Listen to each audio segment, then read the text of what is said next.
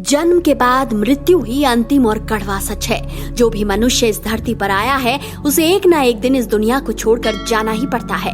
अब वो चाहे कोई बिजनेस टाइकून हो, नेता हो, अभिनेता हो या आम आदमी, मृत्यु से कोई भी पीछा नहीं छुड़ा पाया है। इसलिए कहा जाता है कि चाहे आपका जन्म कहीं भी हुआ हो, लेकिन शमशान में सभी को एक ना एक दिन आना ही पड़ता है और कई क्रियाओं का हिस्सा बनना पड़ता है। और ऐसी ही एक क्रिया के बारे में हम आपको बताने जा रहे हैं, जो सुनने में थोड़ी विचित्र जरूर है, लेकिन इसके पीछे का रहस्य सुनकर आपके होश उड़ जाएंगे। ये क्रिया है अंतिम संस्कार के समय शव के सिर पर डंडे मारना।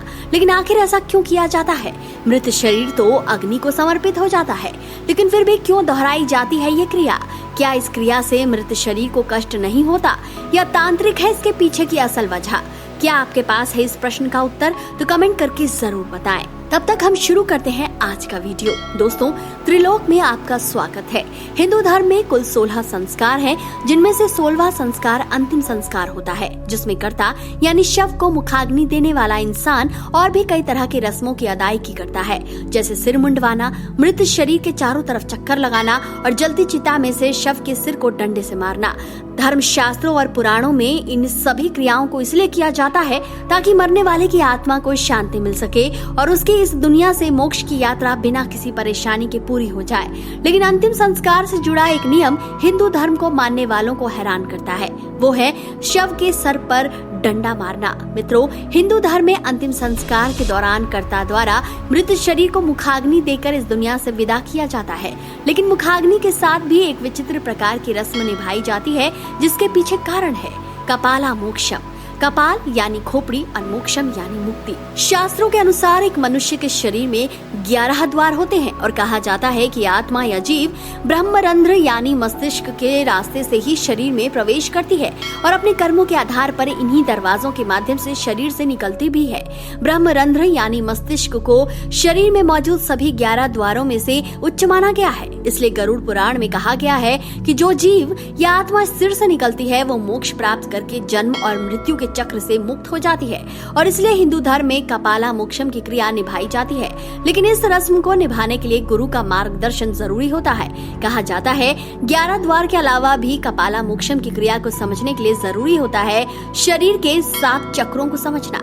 ये 7 चक्र मूलाधार चक्र से शुरू होते हैं, उसके बाद स्वाधिष्ठान, मणिपुर चक्र, अनाहत चक्र, विशुद्धि चक्र, आज्ञा चक्र और फिर सबसे ऊपर आता है सहस्त्रार चक्र।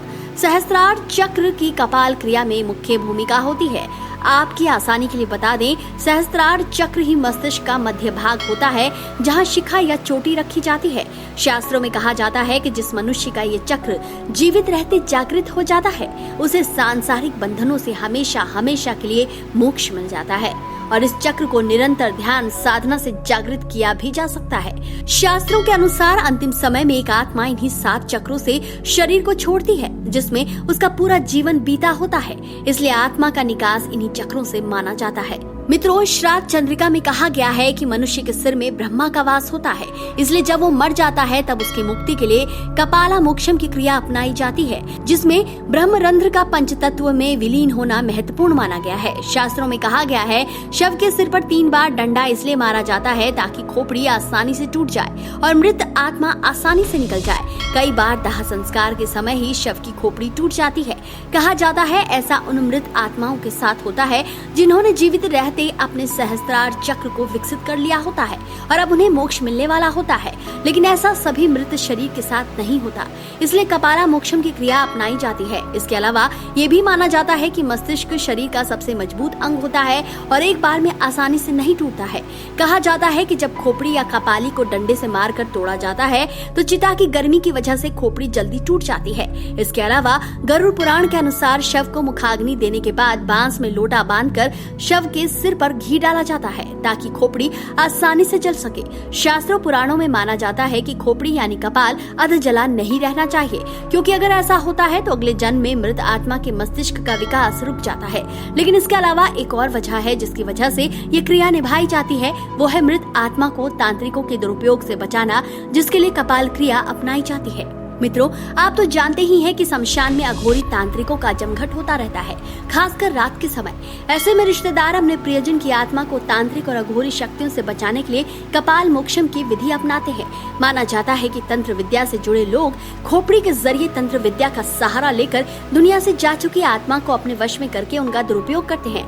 आपको बता दें कि तांत्रिक व्यक्ति के मरने के बाद अक्सर उसके सिर के फिराक में रहते हैं, ताकि वो मृत व्यक्ति की आत्मा को अपने कब्जे में करके गलत काम करवा सके। इसलिए कपाला मोक्षम की क्रिया सदियों से अपनाई जा रही है। माना जाता है इस क्रिया के बाद ही व्यक्ति को मोक्ष मिलता है और वो संसार के सभी बंधनों से मुक्त होकर अगले जन्म में स्वस्थ शरीर और मस्तिष्क का मालिक बनता है। अब आप माने या न माने, लेकिन ये क्रिया हिंदू धर्म में मृत आत्मा की मुक्ति के लिए बहुत महत्वपूर्ण मानी जाती है। तो मित्रों, आप क्या सोचते हैं? अपनी राय कमेंट करके जरूर बताएं और अगर वीडियो पसंद आया है तो इस ज्ञान को अपने तक सीमित न रखें।